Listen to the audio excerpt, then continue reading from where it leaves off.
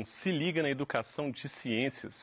Eu sou o Bruno Galvão, nós temos aqui a presença da nossa intérprete Fabiana Moreira e nós vamos falar com você hoje sobre Reino Fungi. É um conteúdo voltado para você, aluno do 7º ano do ensino fundamental.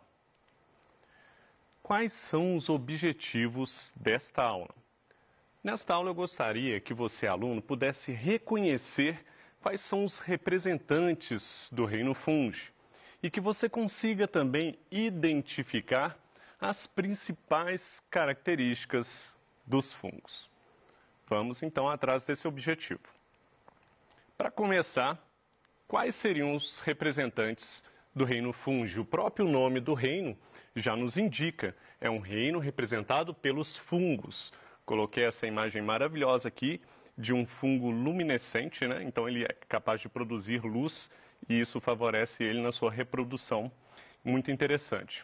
Bom, e é desses seres vivos que nós vamos falar então dos fungos de uma maneira geral. Quais são as características principais de todos os membros do reino fungi? Bom, primeiro que eles são eucarióticos, né? Lembrando que o organismo eucariótico é aquele que tem um núcleo bem definido, ou seja, ele tem um material genético, né, o DNA dele, guardado dentro de uma membrana nuclear. Os fungos eles podem ser unicelulares ou pluricelulares. Nós vamos falar disso aqui no decorrer da aula também. Os fungos são heterotróficos ou heterótrofos, ou seja, não são capazes de produzir o próprio alimento, precisam de se alimentar de outro ser vivo ou de algum material produzido por outro ser vivo. E os fungos, eles podem apresentar reprodução sexuada ou assexuada. Bom, os fungos, então, além de ser eucarióticos e heterotróficos, eles possuem uma parede celular que é composta por quitina. Se vocês lembrarem lá do reino Monera, que nós já tratamos, nós vimos que existia uma parede celular, né? As bactérias tinham lá, além da membrana plasmática, ao redor dessa membrana ainda tinha uma parede celular. Os fungos também têm uma parede celular, só que ela é composta de uma substância, né, chamada de quitina, que é a mesma substância que está presente no que a gente chama assim as casquinhas dos insetos, né? Sabe quando você pega uma formiguinha que você sente que ela tem aquela pelinha dura, ou uma barata, né? Que se você pisar na barata lá, tadinha, vai fazer aquele barulhinho, crack. Nossa senhora, aquilo ali é quitina, é um exoesqueleto de quitina nesses insetos. Essa mesma composição de quitina, que é uma espécie de açúcar, está presente na parede celular de fungos. Que fique bem claro que eu não estou dizendo que os insetos são fungos, tá? Estou só comparando aí que eles têm essa característica em comum. Em que lugar que esses fungos podem viver? Bom, os fungos são muito diversos e capazes de viver em vários lugares. Eles podem viver no solo, na água, no corpo de outros seres vivos, né, como parasitos, por exemplo. E eles têm representantes específicos que nós conhecemos como bolores, os cogumelos, que são bastante famosos, as orelhas de pau, que costumam dar em alguns troncos de árvores, e as leveduras, muito utilizadas aí na nossa indústria, na produção de massa de pão, na produção de cerveja, entre outros.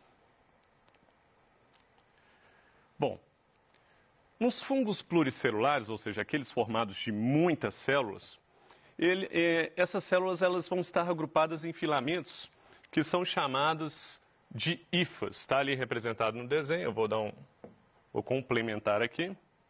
Opa, deixa eu apagar isso aqui. Então, hifas são cada uma dessas linhas aqui, né? São aí hifas, ok? Os fungos formam hifas e um conjunto de hifas, esse conjunto todo de hifas aqui, ó, vão formar o que nós chamamos de micélio. E com isso você pode formar até um corpo, né? Que é o caso aqui desse cogumelo aí, formando um corpo de frutificação. Então nós dizemos então que esse fungo é um fungo pluricelular. Um bom exemplo aí são justamente os cogumelos.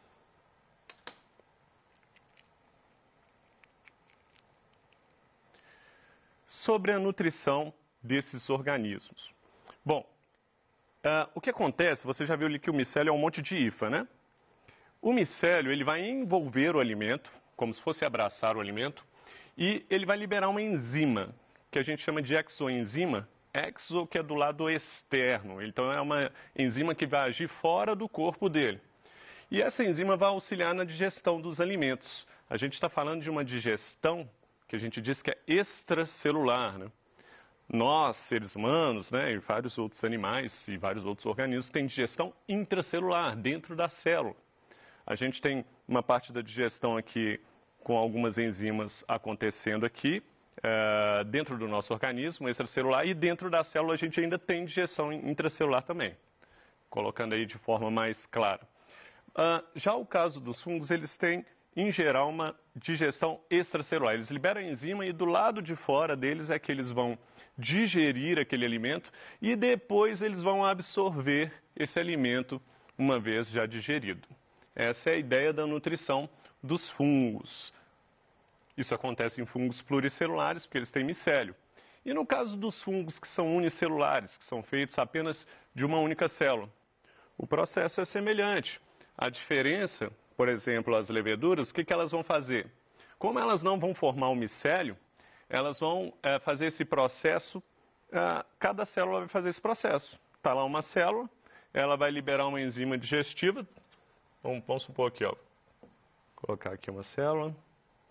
Vamos supor que essa célula aqui está representando um fungo, tá? Lembrando que o fungo é eucariótico, tem núcleo. E aqui tem um alimento aqui para ele. O que ele vai fazer? Ele vai liberar uma enzima digestiva. Assim que esse alimento aqui for digerido em vários pedacinhos, né? Vamos considerar esses montinhos como se fosse a digestão do alimento. Aí sim ele vai absorver esse alimento. E aqui eu estou falando uma célula só. Então o processo é semelhante ao dos fungos pluricelulares, mas uma única célula é capaz de fazer isso também.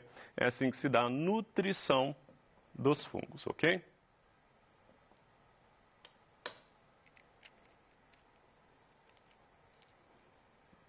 Bom, os fungos eles podem ser classificados nessas 4 categorias aqui, em termos de alimentação, de nutrição mesmo. Os saprófagos, olha só que nomezinho bonitinho, né? Os saprófagos nada mais são que aqueles fungos que participam da decomposição.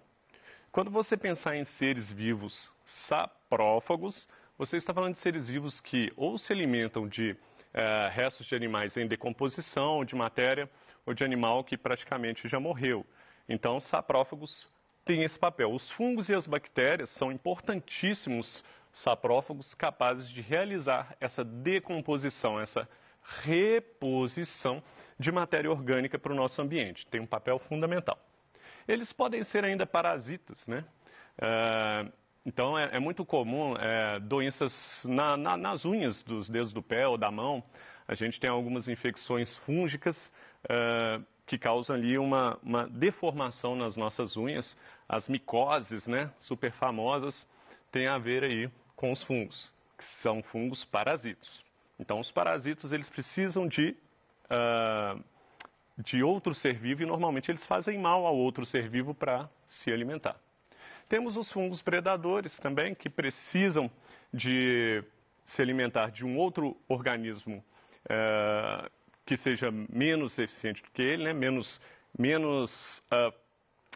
Normalmente organismos menores que ele, e esse eu acho que seria mais interessante falar dessa forma. Então, esses fungos são capazes de causar esse tipo de processo de predação, né? De ser um predador. E os fungos mutualísticos, que são aqueles que se relacionam com outros seres vivos, beneficiando esses seres vivos e, ao mesmo tempo, sendo beneficiados. Normalmente, os fungos se beneficiam adquirindo alimento e beneficiam outro ser vivo com alguma proteção. Não se preocupe, nós vamos ver alguns exemplos disso aqui, para ficar mais claro. Mas antes disso, vamos falar um pouquinho aqui da reprodução assexuada dos fungos. Ela pode ser por fragmentação do micélio. Pensando em fragmentação, o que é fragmentação, professor? Fragmentação é quando você tem, no caso do micélio, não são várias hifas? Então, parte dessa hifa vai se desprender desse micélio e essa hifa que se desprendeu vai ser capaz de formar um novo fungo, né? Então, vai crescer esse micélio e formar um novo corpo ali. Então, isso é fragmentação. Brotamento às vezes é comum as pessoas confundirem brotamento com fragmentação, mas a diferença é que o brotamento, no fungo, ele vai gerar como se fosse um broto mesmo, como se fosse um galhinho de árvore, né? Você pensa no tronco de árvore e forma-se um galhozinho nele. E esse galhozinho, que na verdade eu estou falando aqui de um galhozinho dessas hifas, né, do fungo, esse galhozinho, essas hifas vão crescendo e uma hora sim vão se desprender. Mas já começou a se formar, né, já se formou um novo organismo ali, enquanto ele ainda estava preso ao organismo principal. Então, essa é a diferença do brotamento para a fragmentação. Fragmentação, a hifa se separa e já gera outro ser vivo. Brotamento começa a crescer aqui junto desse primeiro ser vivo e depois ele se despreende. E, finalmente, a esporulação é comum aí nos cogumelos, que eles vão liberar esporos, esses esporos podem ser levados pelo vento e vão ajudar, inclusive, a espalhar esses indivíduos aí pelo ambiente. Isso é reprodução assexuada, sem troca de material genético. Mas os fungos também podem ter reprodução sexuada, que é dividida em 3 fases. Olha aqui os nomes bonitinhos de novo. Vou falar devagar. Plasmogamia é quando ocorre a fusão do citoplasma de 2 micélios. Então, tem 2 micélios e eles vão fundir o citoplasma das suas células. Cariogamia. Depois que isso acontecer, então, vai haver a fusão dos núcleos. Núcleos haploides. N, né? Nós já falamos sobre isso. Então, são núcleos que têm o DNA que não tem par de cromossomos. Você tem apenas um de cada cromossomo, por isso, haploide. E, finalmente, essa célula agora, depois da fusão dos núcleos, que vai fazer com que fique uma célula 2N, a partir daí, aí ela vai sofrer meiose. Aí esse núcleo diploide vai se reduzir, formando 2 núcleos haploides, formando aí esporos, e esses esporos aí, então, podem ser liberados e eles vão gerar um novo fungo, um novo organismo. Bom, vamos ver alguns grupos de fungos agora. Lá vamos com mais alguns nomes lindos, maravilhosos. Olha só que nome bonito. Chytridiomycetus. É bonito, não é? Fala a verdade. Olha só, esses aqui são os fungos mais antigos, mais primitivos que nós temos. Provavelmente os primeiros fungos que surgiram no planeta. A maioria é filamentosa, é aquática, possuem flagelo em algum estágio da sua vida. Isso é interessante, que o flagelo ajuda eles a nadar em meio líquido, né? Uma vez que eles são aquáticos em sua maioria. Existem uni- e pluricelulares, e, como eu disse, são os mais antigos. Aqui é uma fotografia de uma microscopia. Trata-se de... Essa foto está mostrando um fungo unicelular. Outro nome bonitinho aí. Zygomycetos.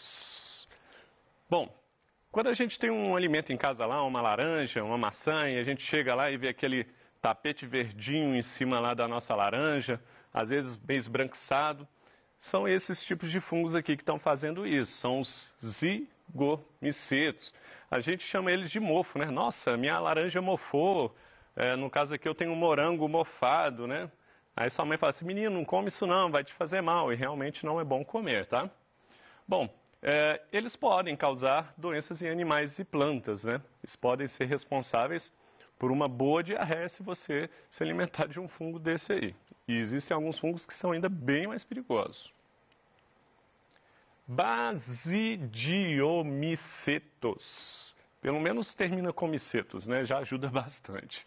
Bom, são fungos pluricelulares que formam os corpos de frutificação, que são os famosos cogumelos.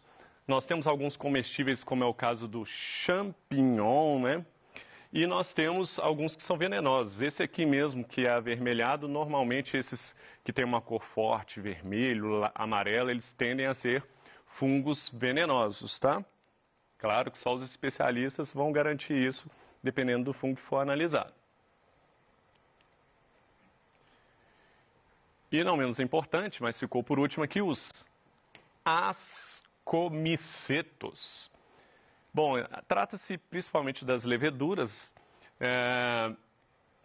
e as leveduras elas são capazes de realizar a fermentação e não é à toa que são utilizadas na produção de pão, né, na produção de cerveja, de vinho. Nós utilizamos muito bem esses fungos aqui na indústria. Bom, existem alguns que são parasitos também, então, apesar de existirem grandes benefícios aí, existem alguns que podem nos fazer mal.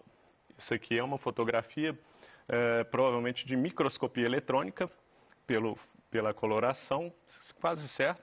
E aí você tem esses fungos aí, são fungos unicelulares aqui que você está vendo. Cada bolinha dessa é um fungo. Bom, então nós vimos aí alguns grupos de fungos e do ponto de vista, então, dos fungos mutualísticos que eu falei lá atrás, eu falei também que eu ia falar um pouquinho mais sobre eles. E está aqui, ó. Existem fungos mutualísticos que são capazes de formar os líquens. O que são os líquens, professores? Professor. Bom, o líquen, ele nada mais é do que uma junção entre um fungo e uma alga.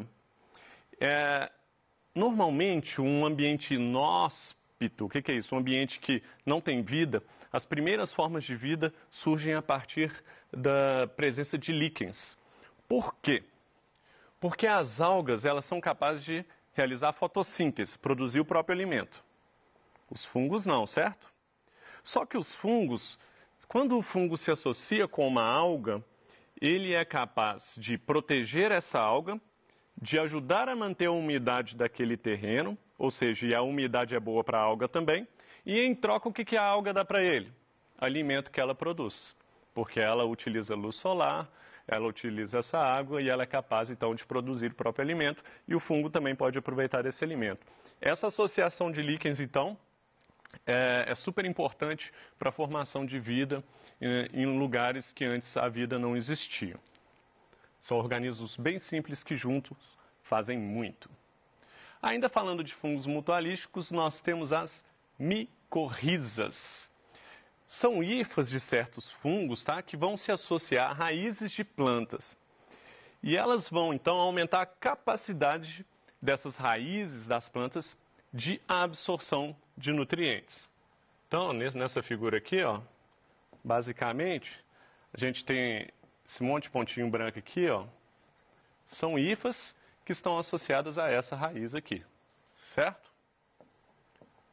Bom, então, fechando a ideia da importância dos fungos que eu fui falando aos poucos. Eles são decompositores importantíssimos para devolver a matéria orgânica para o ambiente. Eles são utilizados na alimentação, inclusive na nossa alimentação. Vocês viram que as leveduras podem ser usadas, por exemplo, para a produção de pão, né? Produção de antibióticos, muito importante, né? O primeiro antibiótico que existiu, que foi a penicilina, foi justamente uma descoberta quase que sem querer mesmo, onde descobriu-se que os fungos tinham algumas substâncias que podiam destruir bactérias e assim foi criado o primeiro antibiótico, a penicilina.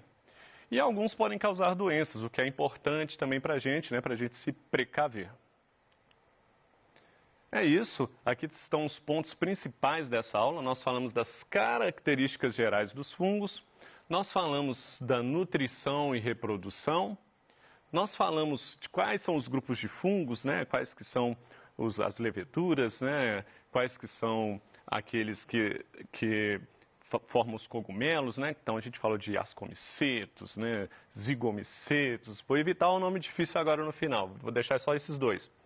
E nós falamos da importância, nós fomos falando ao longo dessa aula da importância e fechamos justamente destacando essa importância dos fungos para nós e para a natureza. Aqui algumas referências bibliográficas, é isso. No mais, bons estudos para vocês.